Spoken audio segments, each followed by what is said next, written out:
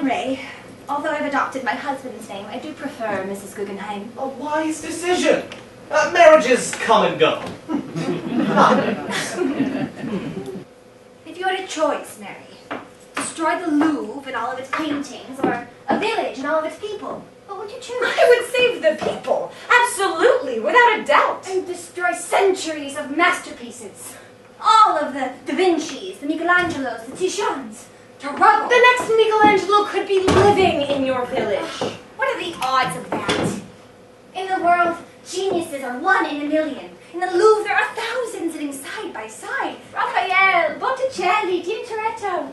I couldn't afford those prices. Why didn't you contact me? I would have found you some marvelous bargains. Ugh. Thank God these paintings are signed. Otherwise, they could be hung sideways or upside down, and who would know the difference? Where is the anchor for these modern artists? They defy reason. Take this piece. Who painted this little farce? Marc Chagall. Its title? Rain. I would call it Confused. You have a wonderful gift, Peggy. Yes, my father's inheritance. Being the benefactor of his labors, that seems like such a shallow attribute compared to artistic talent. Your gift is not having the money, Peggy. Your gift is knowing how to use it.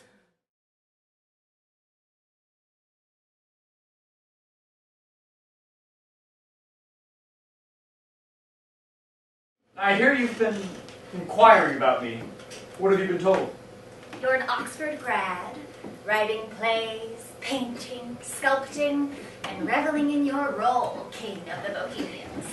It's the hair. Moreau clipped a lock and made it into a paintbrush. You will. In all our time together, you've written 1 poem.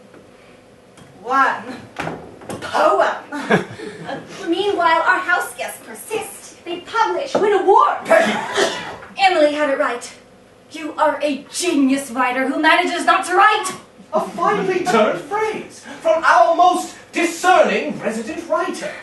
I am prepared to take this matter to the House of Commons. Even now, as we speak, my lawyer is drawing up a petition. It sounds very American, Mrs. Guggenheim, to petition politicians with private grievances.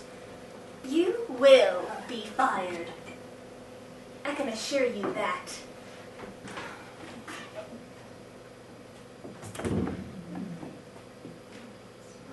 Some days I feel trapped in a web of my own making.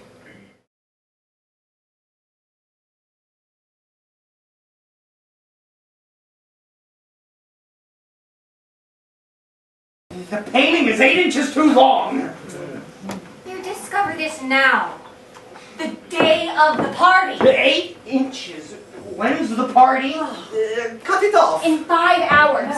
What? The extra 8 inches. Cut it off. Peggy, get the scissors. You're kidding. Which edge, Jackson? Bah, I don't think it matters. Both sides are a bloody mess.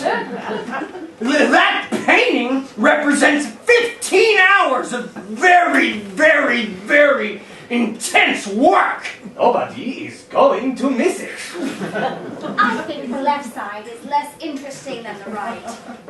We're just going to cut it off. Nobody is going to give a shit about Pollock in 10 years. It's not like we're butchering a masterpiece. A sketch of you thrown from across the room. Thank you. Your face, very handsome. Not what you say, classic profile, not pretty, but ripe with intriga. And you are? Diego Rivera. From Mexico, not Spain. The world of collecting art has changed so much since we were racing around Europe snatching up paintings.